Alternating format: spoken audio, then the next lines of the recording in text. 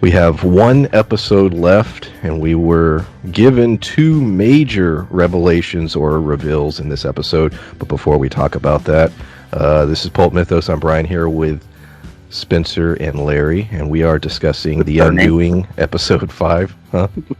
Did you forget our names for a second? I did.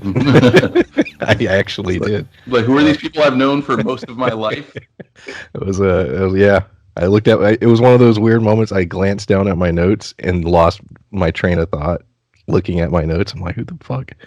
But yes, we're Pulp Mythos. I'm Brian here with Spencer and Larry. And yeah, The Undoing, episode 5. If you not hit the like button, left a comment, hit the sub button, please do all those things. Amazing conversations took place in episode 4's comment section. A lot of great theories and opinions as far as where everyone thinks the show is going. I just read a couple hours ago that got me thinking. We'll probably talk about some of that in this review, but yeah, let's just start with the ending because that's what everybody is going to be talking about. The hammer.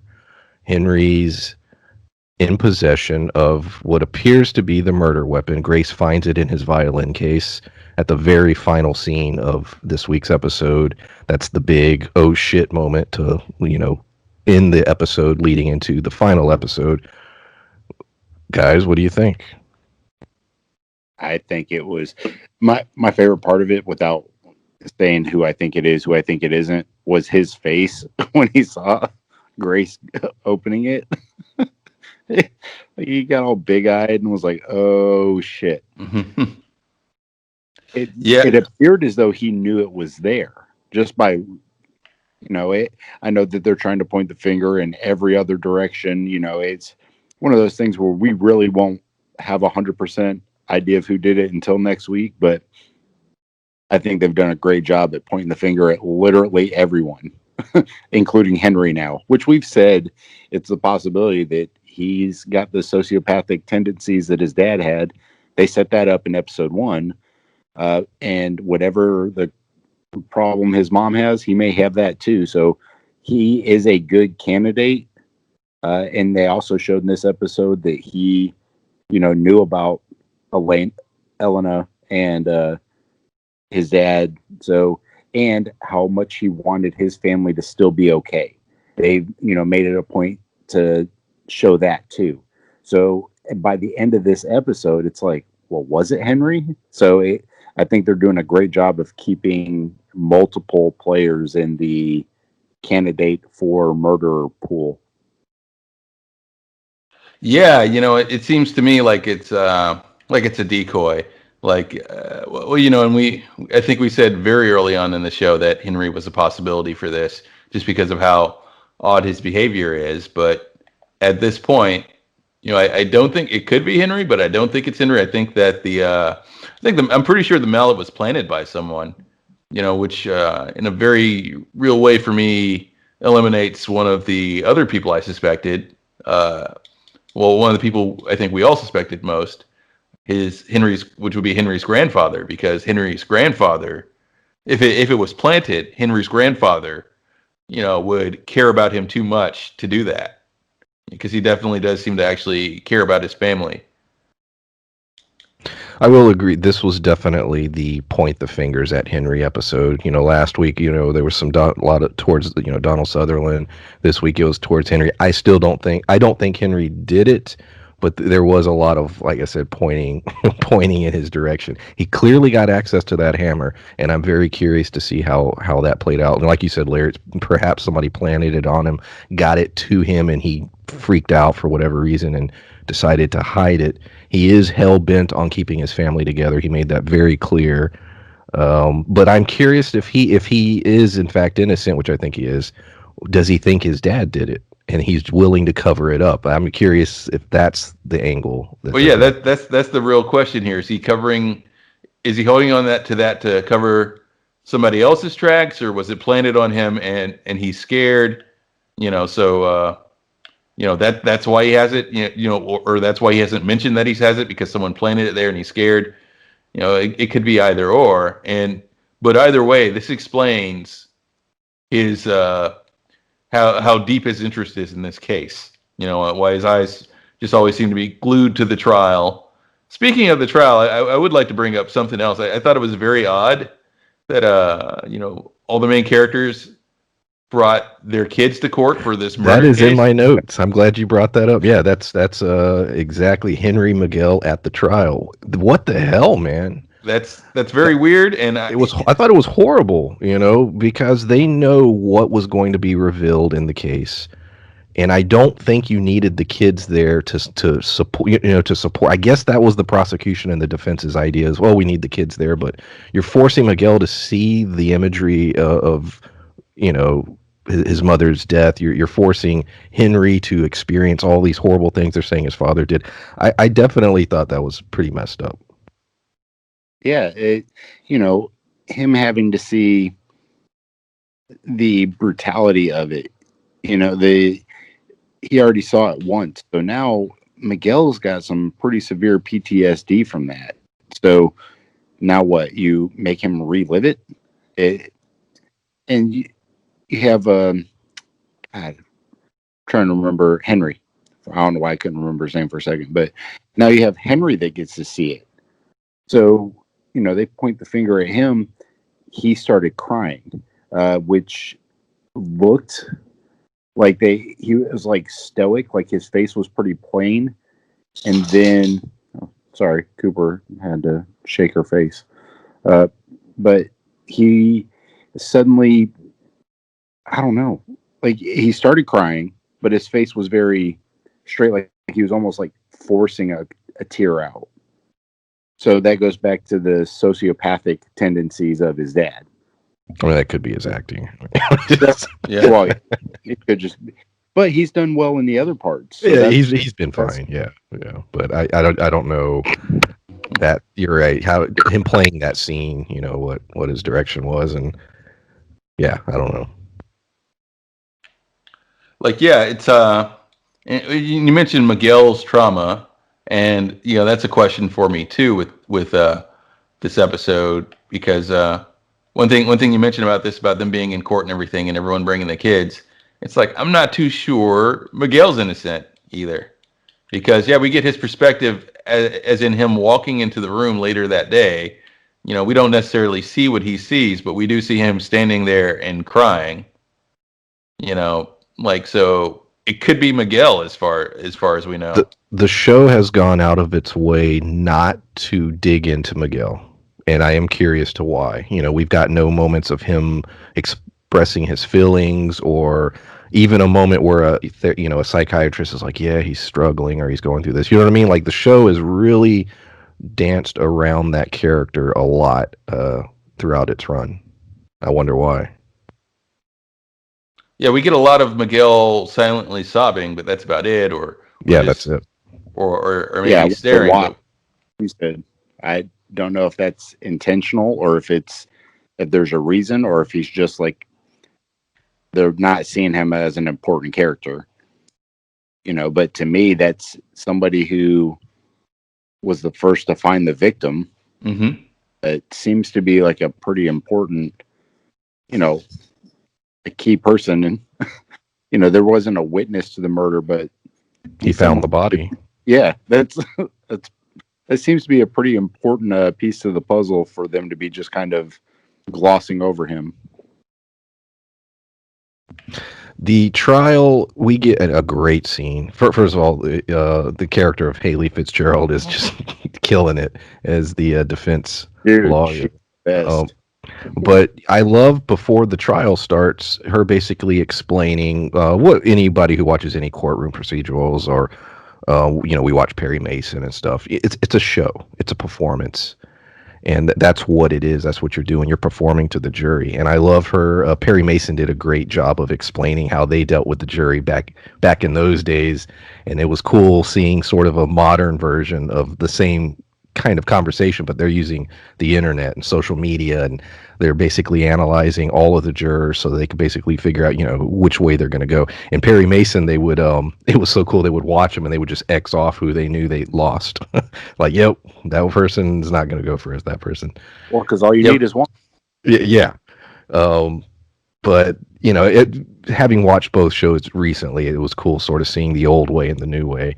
But yeah, it's a show, and she put on one hell of a show, I thought. Well, yeah. Not only that, not only does she put on a show, and not only is she playing the jury, she's actively feeding them news stories. Which when Grace says when Grace asks, "Is that legal?" She's like, "Well, it's kind of a gray area." I'm like, I don't think that's a gray area. I'm pretty sure that's illegal to feed news stories to a jury. Like, but yeah, the fact that she was going off of their metadata and finding like, okay, well, they did this guy's cheating on his wife, this one's been divorced themselves, this one's been cheated on, and we're feeding them these particular headlines to get them to either doubt that it could be you, or to empathize with you. Exactly, and even she used the footage of Grace, which last week they made it look like, that the case may be trying to use it against her, but it wasn't. It was just to basically say that the detectives weren't doing their job. Uh, it was a nice scene, and Henry was taking joy in the fact that the news media was saying how the detective was squirming, and he was a weak part of the prosecution. Like, yeah, and I think we know why now, at least, or at least we have a part of the reason why, which is the mallet. More than anything, like probably as much as he wants his family back together, he wants this whole thing to go away because he's implicated to some degree. He is now. Yeah. Yeah, definitely. So the dog story, which is, me and Spencer texted back and forth about it because it is bizarre, but it did in fact was important. They mentioned it in the first episode. Me and you, Larry, we've been saying almost every single week that there's something to that story because they were just focusing on it so much in that first episode, and it turns out it wasn't a dog, but it was in fact his 4-year-old sister who he was supposed to be watching. She wandered out. She was hit and killed by a vehicle, and that is the reason he's estranged from his family. But more importantly, his mother, Jeanette, contacts Grace at the end of the episode and basically says he never grieved. Uh, it didn't bother him. He's a sociopath. He's crazy. And, that's sort of a big revelation. Now, I was thinking, okay, well, maybe that's true, or maybe, some people deal with grief in weird ways. Like maybe he blocked it out of his memory. I don't know. The show's trying to show us that he is, in fact, a sociopath, and that's what he is. But I am curious if he's going to try and spin that himself, or if that was just a red herring. What do you guys think? Well, yeah, it could easily be the sort of thing where, like you said, that he shut down and he didn't know how to relate to his family, and it's such a, I mean, it's such a big thing to happen and to be responsible for that. It's like, how would he go about talking to them after that? So it may not be that he didn't feel remorse or didn't express it. It's just that it was hard for him to express it to them, to actually say anything that would. Because I want to throw one more point before you guys continue. Because the show, yet again, goes out of its way to show us his mother correcting Grace's grammar. Sort of being, to me, being an asshole. Yeah. And so, you know what I mean? Maybe a lot of that shit is in her mind. She has, you know what I'm saying? That was my thought. Like they're trying, through that one line of dialogue, they're trying to sort of show us what kind of character she is. And so maybe that is significant in that her perception of her son is actually maybe wrong. Yeah. And I agree with that. I don't. I don't think that it necessarily that her perception's correct. To go through a tragedy like that, I'm sure that, unfortunately, it happens where the blame gets placed on people instead of, that they're both kids. Like he was 14, but he was still a kid, and kids are selfish. All of them. They don't have bills to pay. They don't have anything. They literally only have to worry about themselves. They're all selfish. So I don't necessarily think that even if he is a narcissistic and a sociopath, which I think he is, he didn't send his sister out the front door and then go make a sandwich. He just wasn't paying attention. But to me, the biggest thing in that was the never saying sorry. I can see the everybody deals with grief differently, but for him to never even apologize, for him to block it out and just like not cry or not show remorse, um, that may be him putting up defense walls. But for him to never even feel like it's his fault is a narcissistic thing to do because he puts the blame on everybody else. But when he was talking to Grace, he was trying to manipulate Grace, which is what I've said the whole time is that he is the master manipulator, which all narcissists are. That's what they do. And I think that he is brilliant at it. But I also think that they're showing that he may have got it from his mother. And I think it's more so that than her seeing it differently. I think that he's inherited those traits. Well, I'm not too sure because it's the sort of thing like it's it may be genuine.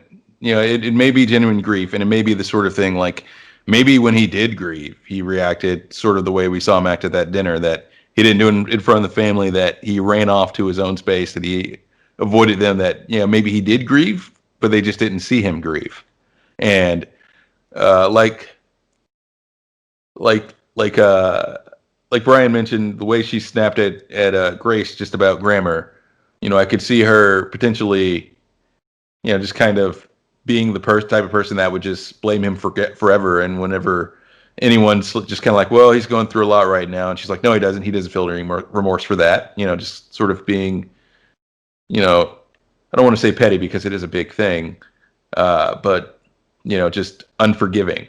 In a way. Let me throw another piece in there that could go both ways. It could why the hell did he tell Grace that a dog had been hit by a vehicle? Now, was this a thing? You know what I'm saying? Why would he even bring that up? Was this him just trying to come up with a reason that he didn't want a dog and he just took that story, which didn't mean anything to him, which would explain him being a sociopath?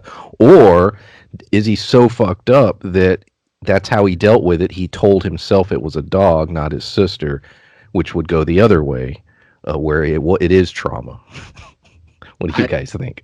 I personally don't think that, and only because the dog story was a way for him to explain why he's not talking to his parents.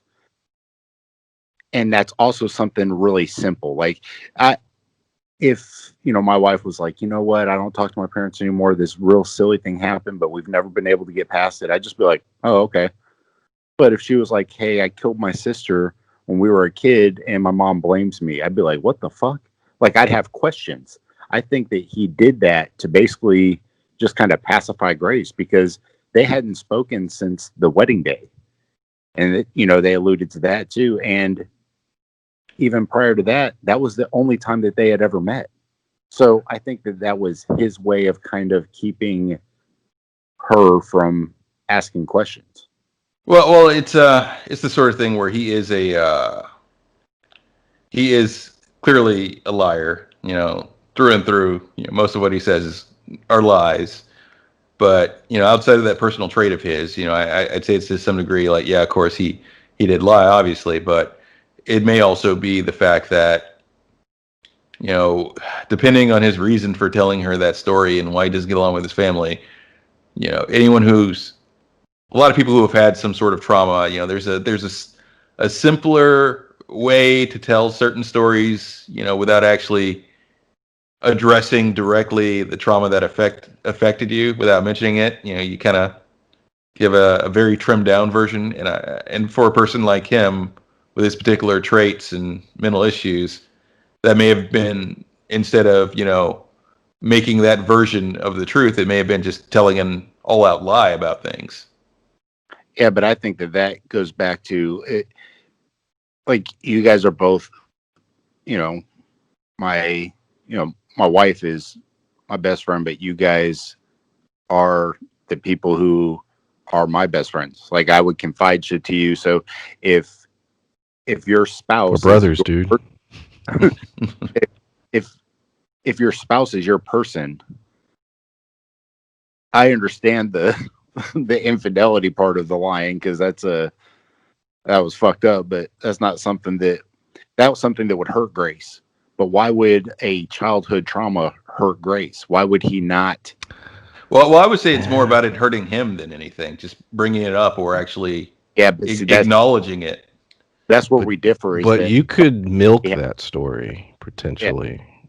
See, I don't. That's what I'm stumped on it because it is bizarre to me, and I'm curious if the show's going to explain it. Because on the one hand, he is very manipulative, and the sequence in which he calls Grace, and he's able to convince her to come over to the apartment. You know what I mean? Like he's really good at it, and so. And this is a twisted thing to say, but something horrible like that happening to him, I could see how someone like him could twist that in a way to get sympathy, and yet he never did. So maybe it is a memory he doesn't want to think about, or I don't know. I legitimately I'm very curious. And I do mean this. Anybody who's read the book, I know the show is going different than the book, but is the dog story in the book? Please leave that in the comments. Well, yeah, and it's because and I see what you're saying too. Because if he's a sociopath, it's the type of thing that a full blown sociopath would use for sympathy in order to further manipulate someone, and it would have happened likely earlier in their marriage than just now. But to your point about sharing that with his wife Spencer, like that relationship kind of clearly doesn't mean as much to him, or at least that type of relationship doesn't mean as much to him as it would to most people. well, but that's the tricky part too, is that they keep showing us that.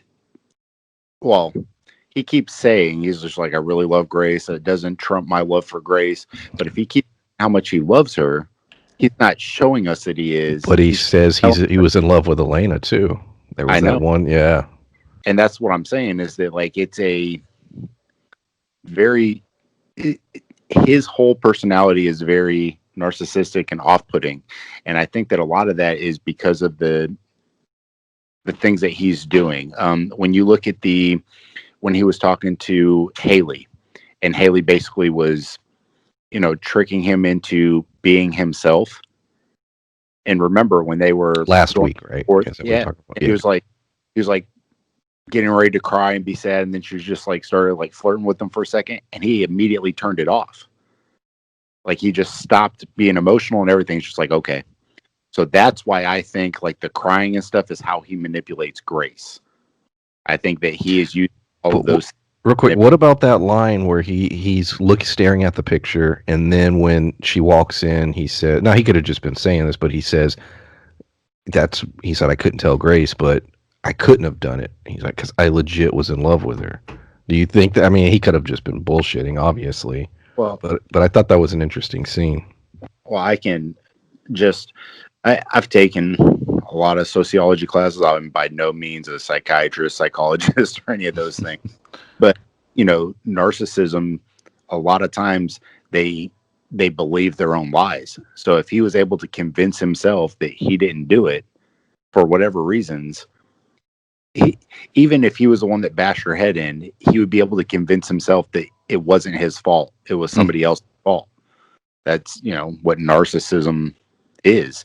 So for him to believe that he's like, I couldn't have done it. Well, he may believe that he couldn't have done it. And I really don't think that he did do it.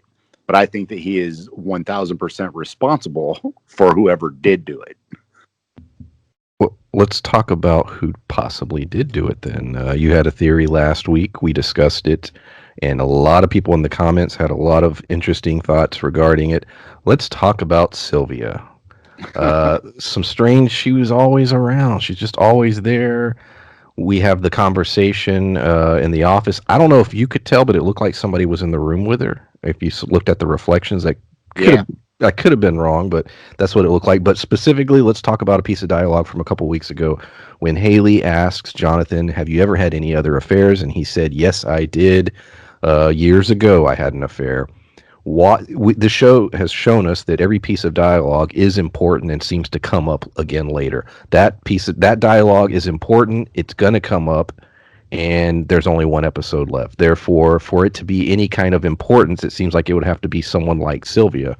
I think she was, in fact, the affair, and there's something off with her. You mean like the fact that she's everywhere? Like Yes. anytime there's an important thing to this case, Sylvia's there. Sylvia's in this episode waving at her friend, the prosecutor. Oddly enough, she's like, and yeah, I'm pretty sure it's Sylvia. Honestly, if I'm gonna be honest here, like I have a few other suspects, like and people that I suspect, but primarily I suspect Sylvia. If you think it's her, what is it specific? What do you think? It was just, what was the motive? If it is her, I think she had that affair with, like, she was the other woman with Jonathan, I think that she thought it meant more than it did, or she thought that she was the only other woman potentially. So it was a jealousy thing. That she thought, okay, I have him to myself. He doesn't really care about Grace.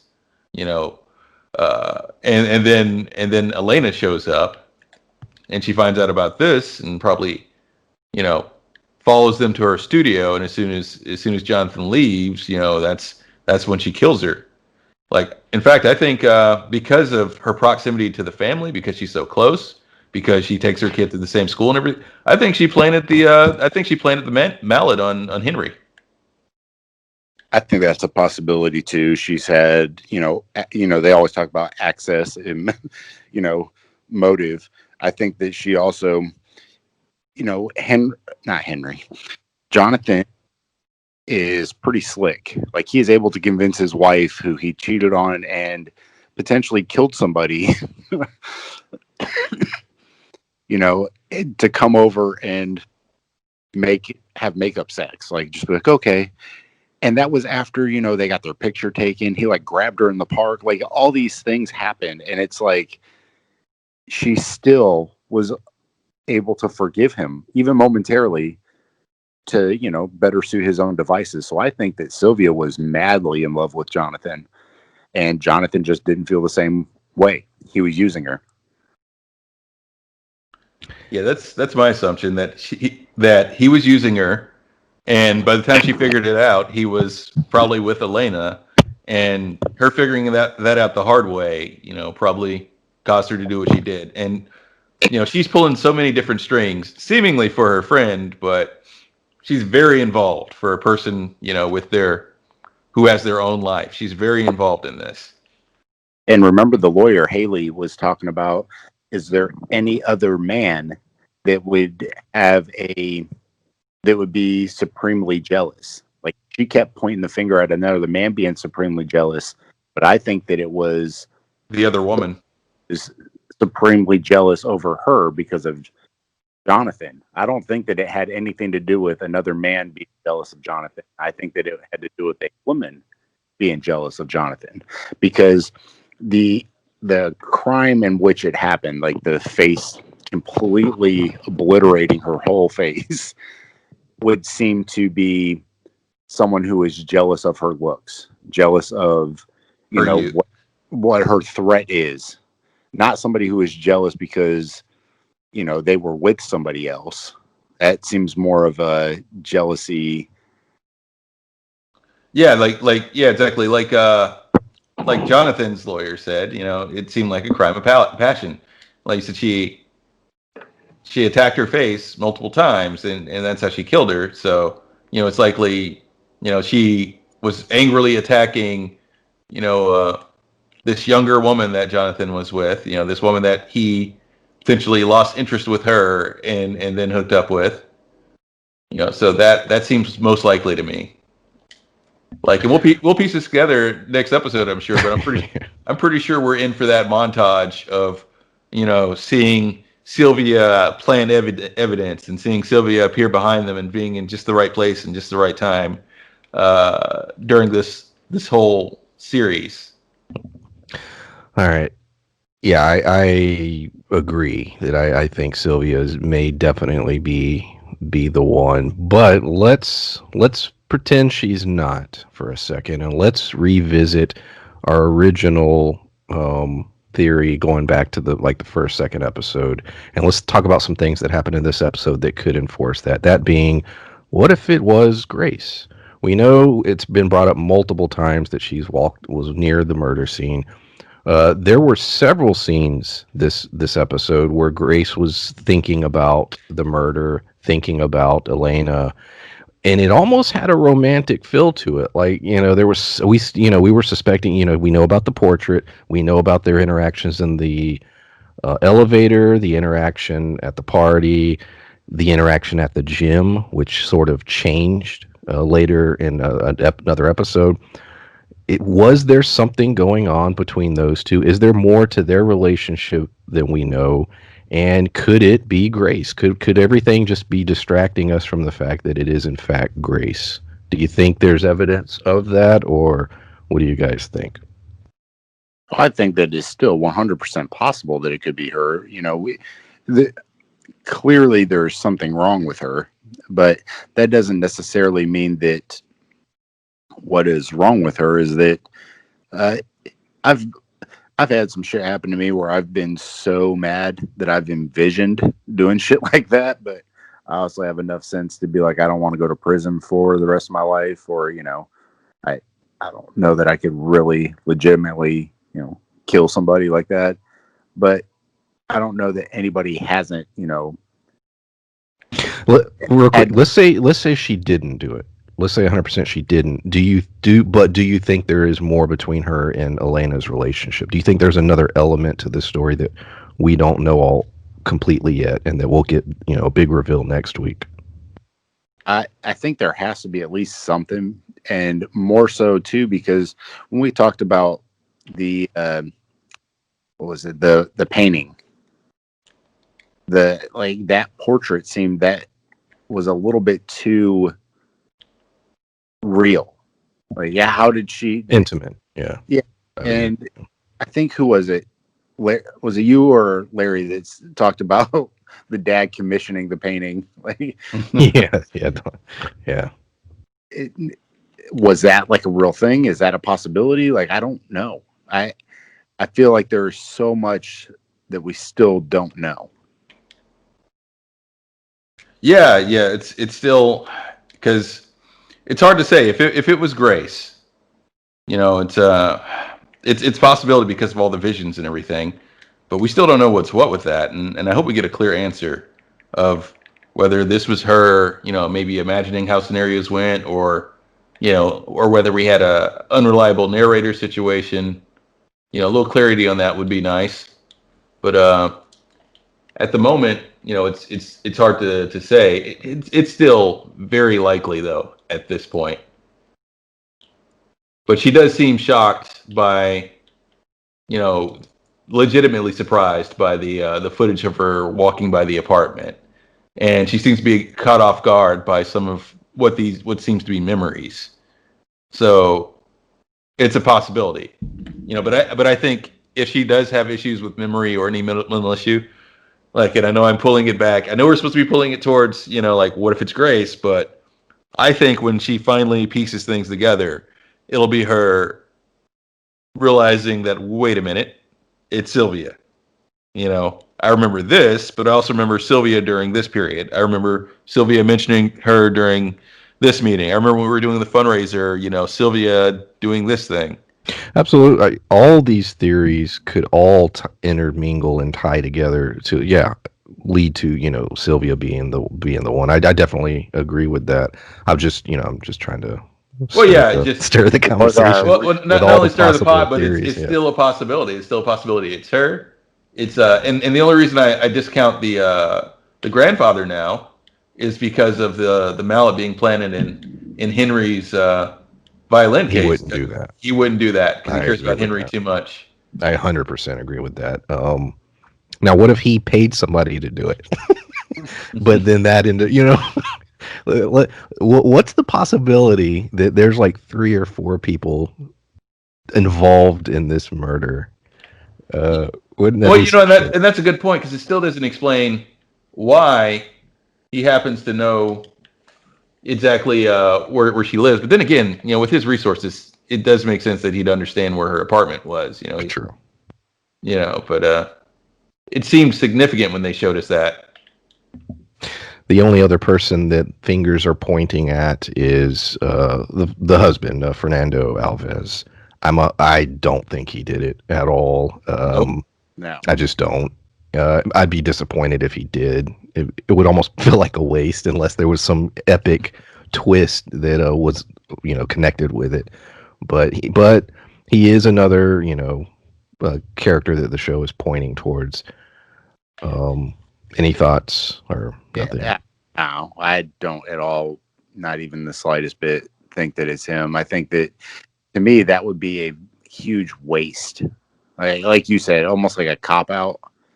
There would have to be some crazy shit connected to it for me to care. And it would feel like a cop out because there's not enough evidence pointing towards it possibly being him. What if it was Miguel and he's covering for Miguel? That would make sense. Yeah, that would make sense. That would be more interesting. Yes, that would be like something that and it would make happened, and it would feel in character for him because he's clearly concerned with protecting his kids. Like it's the sort of thing like he knows that the baby isn't his, and yet he's still taking care of the baby.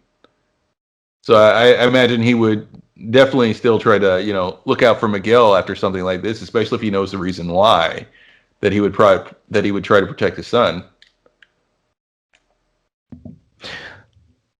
That is that exhausts my notes. I think I've gone through every possible thing I could think of in terms of where the story could be going. Like I said, there's one more episode. That's it. They interestingly said season finale, not series finale. I thought that was interesting. I don't know where you would go with the second season. I know it was marketed as a limited series, but perhaps similar to Perry Mason, which I think was also, if depending on how it does, they could always come up with some other storyline. Or, but as far as we know, this is it. One more episode. Do you think? Oh, go ahead. I was just saying, I don't know how they could. I don't either. Well, maybe you continue the series with Haley Fitzgerald. That'd be cool. A different crazy case that she has to do. I think that you could. I'd be into that. The way you do basically like it's an anthology type series like we've talked about before. Good.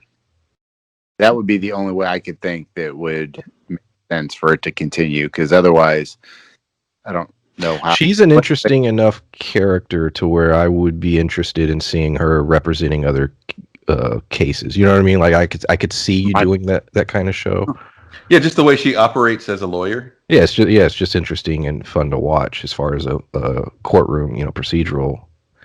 But yeah. Well, and it's also the possibility that the results of this finale could spin into something bigger. True. Is there a do you think what are the chances that you hate the ending? Have you contemplated that? I will only hate it if they leave it open-ended. Because to me that's I'll be furious if they leave it open-ended. Yeah. Like you advertise it as a limited series, you advertise it as a one and done type thing, and then to continue it beyond that, to me would be lying to me. Like you'd be falsely advertising to me that, I'm going to get an answer. Now, if I didn't think I was going to get an answer, I would be okay with, waiting or, not seeing the end of this season result in somebody, going to prison. But if they basically just cop out and just be like, nah, I would be very upset. Yeah, same here. I think that's one major scenario where I'd be angry. But I doubt I'm going to hate the ending because, it's like, unlike let's say Game of Thrones, the book I think is very, I haven't read the book, but the book is kind of self-contained from what I've heard and it's finished and complete. So they don't have to phone it in. They don't have to make something up on the spot. And the writing has been good and cohesive so far. So I doubt I will. Like, no, if they phone it in and they say something like, "Oh, it's Miguel's dad," why? It was him because he was angry because she was cheating. They've kind of led us away from that so far that it would feel like they phoned it in. I hope it's good. I think it will be. Like you said, the acting has been amazing. The writing's been solid. I've been engaged every single episode. I've enjoyed it a lot. So I'm looking forward to the finale. We have decided what our next Sunday evening show will be. So I'm going to go ahead and say it now. And obviously we'll plug it again next Sunday night. Starting December the 6th, which is a Sunday, Showtime will be debuting their new series starring Bryan Cranston, Your Honor. If you've not seen the trailers for it and you have Showtime, check it out. It looks amazing. We will be doing that show. I believe it's 10 episodes, should run through December, January, and I think into February. So as soon as the Undoing ends next Sunday, will be the following Sunday starting Your Honor. So definitely look out for that. Subscribe to the channel so you'll be notified when those reviews go up as well. Anything else, guys, regarding The Undoing episode 5? No, I'm just looking forward to seeing Sylvia go to jail. Yeah. She's definitely. I 100% agree. There's some shit going on with that. I will be surprised if it's not Sylvia at this point. It doesn't have to be Sylvia for it to make sense, but it appears it is. Oh yeah, it doesn't have to be for it to make sense, but it's at that point where I'm hoping I'm right and I'm hoping it's her. But if it's not her, I wouldn't be like, well, that's stupid. Right. Like, okay. I'd be a little disheartened because I got it wrong, but I wouldn't be, like even then, it wasn't 100% telegraphed or transparent. But it makes so much sense for it to be Sylvia. Yeah, that's the thing. Is that she's involved with every single character, including Elena. Remember, she was hanging out with her. She was part of their little clique. Or she knew her. They were in the. She's plugged in. She's been friends with Grace for many, many years. She was keeping secrets from Grace because she was helping out Jonathan with some prior issues when he got fired. She is woven heavily into the storyline, and yet and plus bringing up the whole he did cheat, and I'm 100%. I'm like 99% sure it was her. Doesn't make sense if it was anybody else at this point. Well, yeah, and I'm curious. During that first episode, like, was she the first one to point out to Grace the looks that Elena was giving at the table, or? She was definitely in that conversation. Yes, she was. Because like she may have noticed that because she, like, I'm just saying around the fundraiser and everything, that may have been when she figured out that the other woman was Elena. There's just a lot of things that point towards Sylvia. I agree. All right, guys. Anything else? I don't think so. As always, as I said, please hit the sub button, leave a comment. Love your guys' comments. Hit the thumbs up, subscribe, and check out our other content: Mandalorian, Big Sky, Fargo. That show's also wrapping up here in a couple weeks. So yeah, check that stuff out. See y'all next time. See ya. Bye.